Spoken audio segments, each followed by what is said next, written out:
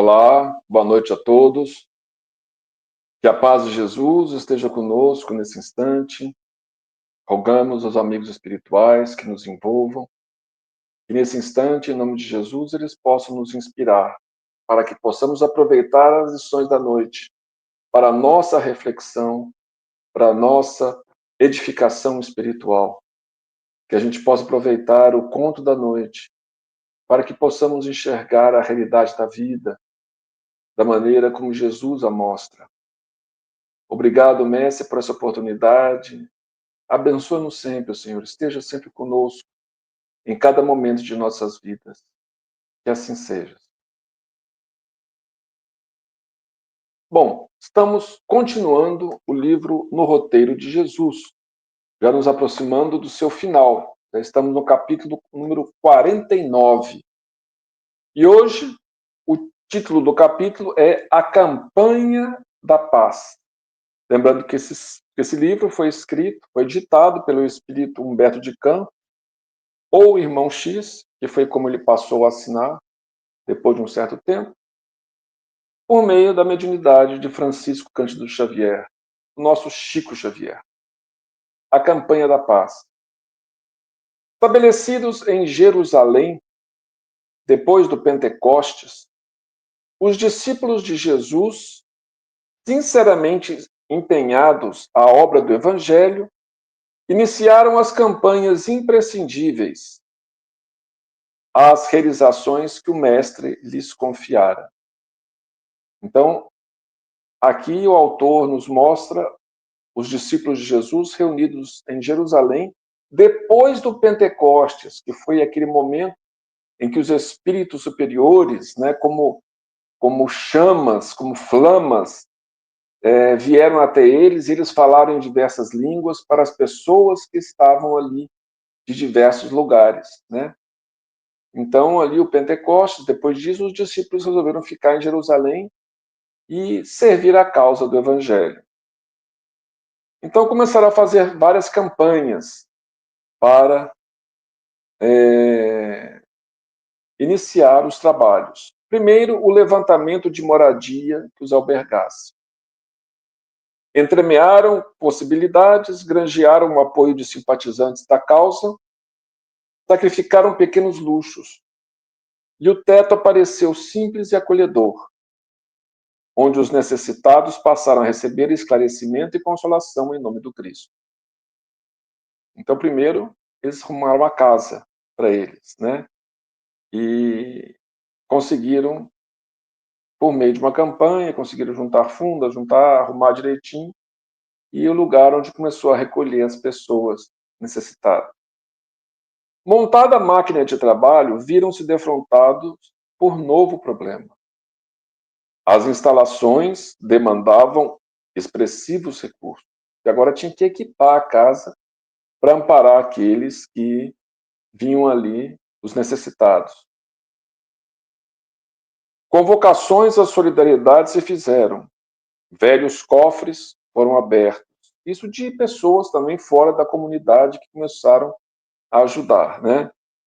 Canastras rojaram-se de borco, entornando as derradeiras moedas, e o lar da fraternidade povoou-se de leito e rouparia, candeias e vasos, tinas enormes e variados apetrechos domésticos. Então, depois dessa campanha, juntaram dinheiro, conseguiram comprar leitos, né, camas, roupas, candeias, que eram as luzes da época, né, vasos, tinas para lavar roupa, né, e variados apetrechos domésticos. Os filhos do infortúnio chegaram em bando. Obsidiados eram trazidos de longe. Velhinhos que os descendentes atiravam à rua engrossavam a estatística dos hóspedes. Viúvas acompanhadas por filhinhos chorosos e magricelas aumentavam na instituição dia a dia. E enfermos sem ninguém arrastavam-se na direção da pousada de amor, quando não eram encaminhados até aí em patiolas, com as marcas da morte, a lhe arroxearem o corpo enlanguecido. Lembrando que naquela época não existia nenhuma instituição que abrigasse os necessitados. Não existia nenhum hospital naquela época, né? Então, asilos para os mais idosos, não existia isso. Então, ali, os velhinhos, os descendentes, jogavam a rua e iam para lá. Viúvas, que não tinham como que viver, o marido morria, elas não tinham pensão, isso não existia naquela época, né? Elas tinham que viver, às vezes, tinham que cuidar das crianças, não tinham trabalho para elas, então muitas vezes elas tinham que viver da caridade alheia, então também iam para lá com seus filhinhos subnutridos. Enfermos, né, que chegavam até carregados, também eram levados. Complicaram-se as exigências da manutenção e efetuaram-se coletas entre os amigos. Corações generosos compareceram, remédios não escassearam e as mesas foram supridas com fartura. Então, conseguiram juntar dinheiro, compraram remédio, né, mais uma campanha, e remédio e comida para todos. Obrigações dilatadas reclamaram concurso humano. Os continuadores de Jesus apelaram das tribunas, solicitando braços compassivos que lavassem os doentes e distribuíssem os pratos. Cooperadores engajaram-se gratuitamente e formaram-se os diáconos prestimosos, que eram os auxiliares ali, né? Então também os discípulos pediam nas tribunas, quem pudesse ajudar, começaram a ajudar de forma voluntária, e ali eram os diáconos da época, os trabalhadores da época. Criancinhas começaram a despontar na instância humilde, e outra espécie de assistência se impôs rápida. Era necessário amontoar o material delicado em que os recém-nascidos pudessem encontrar o aconchego do ninho. Senhoras abnegadas esposaram compromissos. A legião protetora do berço alcançou prodígios de ternura. Então, começaram a juntar recursos para aquelas criancinhas necessitadas, né, recém-nascidas. E novas campanhas raiavam imperiosas. Campanha para o trato da terra, para plantar, né, para eles terem o que comer, assim, em termos de hortaliças, etc. A fim de que as despesas diminuíssem, para que eles não tivessem que comprar isso. Campanhas para substituir as peças inutilizadas pelos obesos, quando em crises de fúria. Campanha para o auxílio imediato às famílias desprotegidas.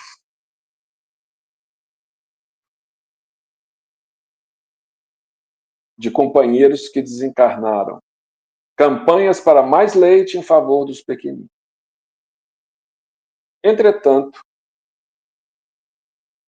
se os apóstolos do Mestre encontravam relativa facilidade para assegurar a manutenção da casa, reconheciam-se atribulados pela desunião, que os ameaçava terrível, fugiam da verdade. Então, olha só que coisa. Isso eram os discípulos de Jesus. A gente acha que hoje as igrejas ou as casas espíritas têm problemas. Lá também tinha, né? Então, eles encontravam recursos para ajudar o próximo, mas estavam desunidos. Levi criticava o rigor de Tiago, filho de Alfeu. Então, ele achava Tiago muito rigoroso. Tiago não desculpava a tolerância de Levi. Bartolomeu interpretava a benevolência de André como sendo dissipação. André considerava Bartolomeu viciado em sua vinice. Então, o Bartolomeu achava que André gastava muito e André achava que Bartolomeu era pão duro, era sovina, né?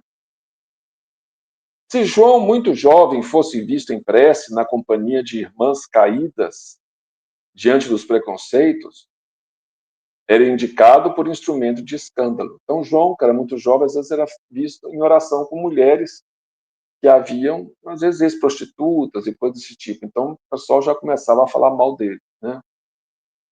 Se Filipe dormia nos arrebaldes, velando agonizantes, regressava sob a zombaria dos próprios irmãos, que lhe não penetravam a essência das atitudes. Então, às vezes, Filipe dormia na casa de alguém que estava agonizando, estava prestes a desencarnar, e o pessoal zombava dele, né? O pessoal falava mal dele quando ele voltava. Onde é que você estava? Onde é que você esteve? Né? Aquela coisa toda. Com o tempo, graçaram conflitos, despeitos, queixumes, perturbações. Cooperadores insatisfeitos com as próprias tarefas invadiam atribuições alheias, provocando atritos de consequências amargas, junto dos quais se sobrepunham os especialistas do sarcasmo, transfigurando os querelantes em trampolins de acesso à dominação deles mesmos. Então, às vezes, alguém estava insatisfeito com as próprias tarefas e queriam fazer outras tarefas. E aí provocavam atrito, né? E tem aqueles que eram sarcásticos, né? Que gostavam de fazer sarcasmo com as pessoas. Então, tudo aquilo piorava a coisa. Partidos e corrilhos, aqui e ali. Cochichos nos refeitórios, nas cozinhas e bate-bocas. Discussões azedavam o ambiente dos átrios. Fel na intimidade e desprezo por fora. No público que seguia de perto as altercações e as desavenças. Então, o pessoal que estava necessitado, pessoas que precisavam, ficavam ouvindo aquilo, aquelas divisões, aqueles bate-bocas, né? Assustados com aquilo. Esmerava-se Pedro no sustento da ordem, mas em vão. Aconselhava serenidade e prudência, sem qualquer resultado encorajador.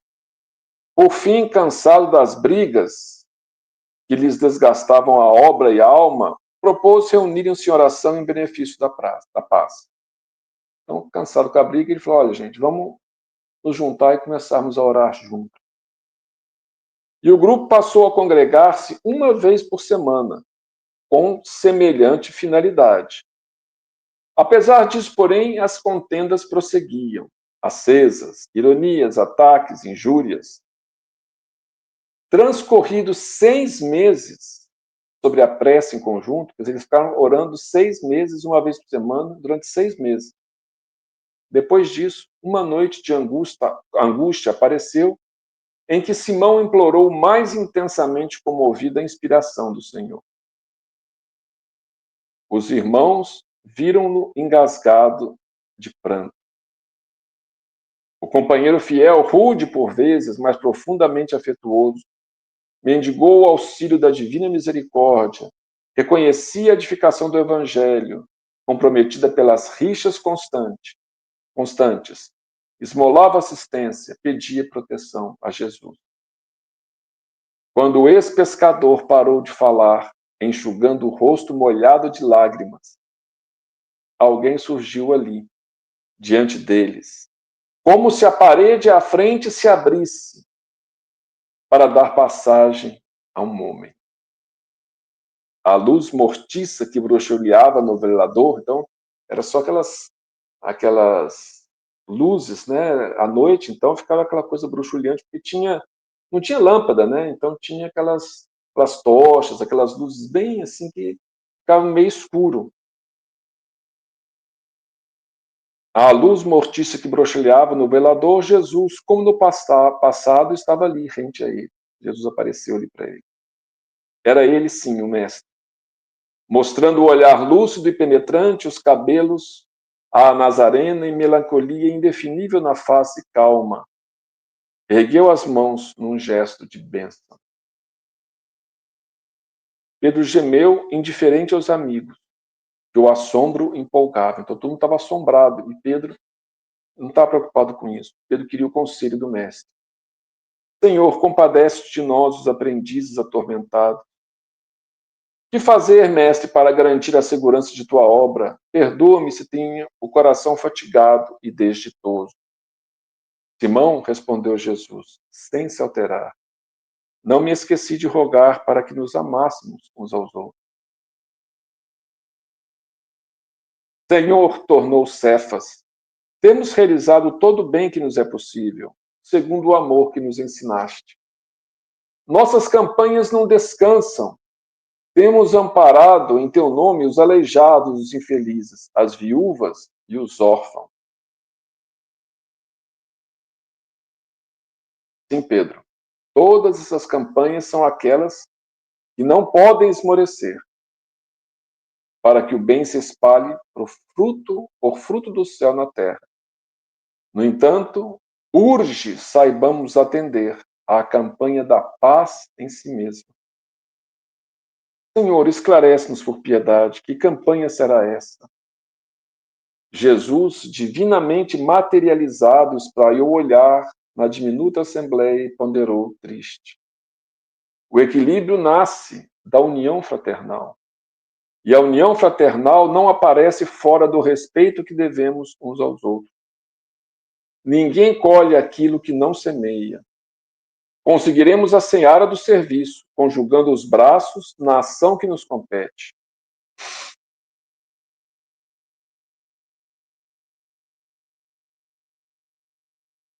Conquistaremos a diligência, aplicando os olhos no dever a cumprir. Obteremos a vigilância, empregando os ouvidos. Entretanto, para que a harmonia permaneça entre nós, é forçoso pensar e falar a respeito do próximo, como desejamos que o próximo pense e fale sobre nós mesmos. E ante o silêncio que pesava fundo, o mestre rematou. Irmãos, por amor aos fracos e aos aflitos, aos deserdados e aos tristes da terra, que esperam por nós a luz do reino de Deus, façamos a campanha da paz, começando pela caridade da língua. Olha só o que Jesus fala.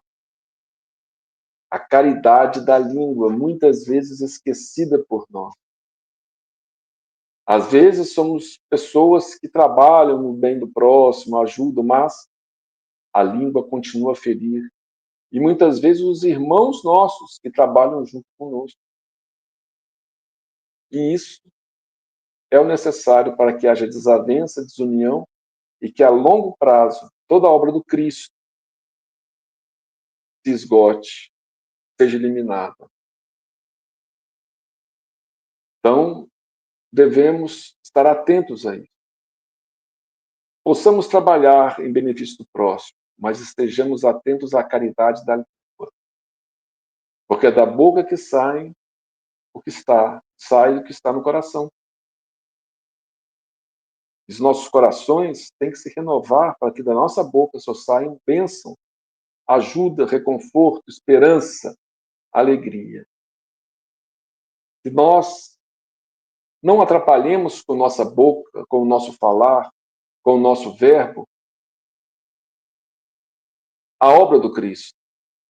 Que nós não provoquemos desunião, mas sejamos símbolo de união, de ajuda uns em relação aos outros.